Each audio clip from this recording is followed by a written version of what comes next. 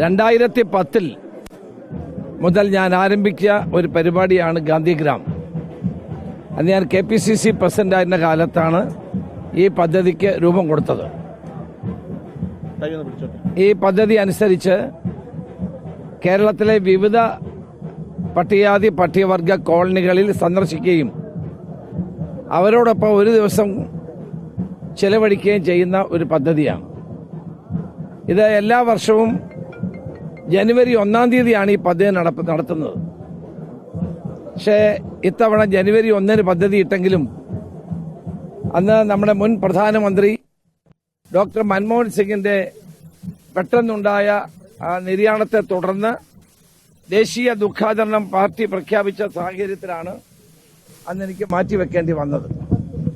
ഏതായാലും ഇവിടുത്തെ തിരുവല്ലയിലെയും പത്തനംതിട്ടയിലെയും പാർട്ടി പ്രവർത്തകരും നേതാക്കളും അതോടൊപ്പം തന്നെ ഗാന്ധിഗ്രാമവുമായി ബന്ധപ്പെട്ട ആളുകളും ഒരുമിച്ച് ചേർന്നാണ് ഈ പദ്ധതി പെരിങ്ങര ഗ്രാമപഞ്ചായത്തിൽ വേങ്ങൽ മുണ്ടപ്പള്ളി കോളനിയിൽ ഈ പദ്ധതി നിന്ന് നടപ്പാക്കുന്നത്. ഇത് പട്ടികജാതി പട്ടികവർഗ വിഭാഗങ്ങളുടെ ഉന്നമനത്തിനും അവരുടെ പ്രശ്നങ്ങളുടെ പരിഹാരത്തിനും വേണ്ടി ആരംഭിച്ച ഒരു പദ്ധതിയാണ്. വളരെ വിജയകരമായി തന്നെ ഈ പദ്ധതി മുന്നോട്ട് കൊണ്ടുപോകും. ഇപ്പോൾ 15 വർഷമായി ഞങ്ങൾ ഈ പദ്ധതിയുമായിട്ട് മുന്നോട്ട് പോകുന്നു. ഈ 15 വർഷമായതിൻ്റെ അടിസ്ഥാനത്തിൽ ഒരു നാഷണൽ കോൺക്ലേവ് ഓൺ SC/ST എന്ന നിലയിൽ ഈ മാർച്ച് മാസം 8-ാം തീയതി തിരുവനന്തപുരത്ത് വെച്ച് ഇന്ത്യയിലെ പ്രമുഖ ദളിത് നേതാക്കളെ കൂടി പങ്കെടുപ്പിച്ചുകൊണ്ട് ഒരു കോൺക്ലേവ് നടത്തുന്നുണ്ട്.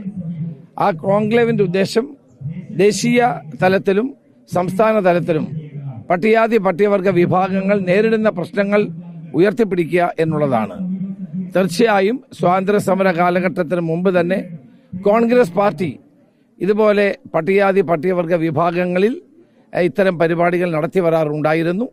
അതിൻ്റെ ഒരു പൈതൃകം കാത്തു സൂക്ഷിച്ചുകൊണ്ടാണ് ഞങ്ങൾ ഈ പരിപാടി നടത്തുന്നത്. ഈ ഗാന്ധിഗ്രാമിന് ജനങ്ങളുടെ വലിയ പിന്തുണ ലഭിക്കുന്നുണ്ട്.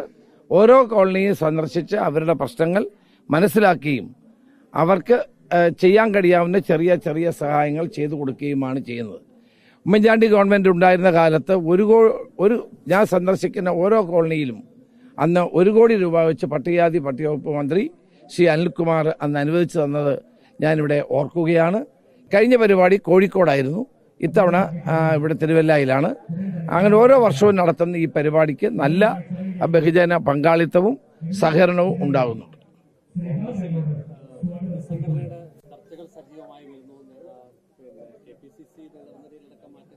അല്ല, അതെല്ലാം പാർട്ടി ഹൈക്കമാൻഡ് തീരുമാനിക്കേണ്ട കാര്യമാണ്. അതേ സമയത്താണ് അവർ തീരുമാനിക്കുന്നത്.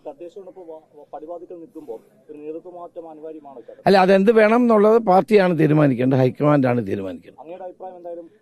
അല്ല, അതല്ല, എല്ലാവരുമായി സംസാരിച്ച് ഹൈക്കമാൻഡ് എന്ത് ചെയ്യണമെന്ന് അവർ തീരുമാനിക്കും.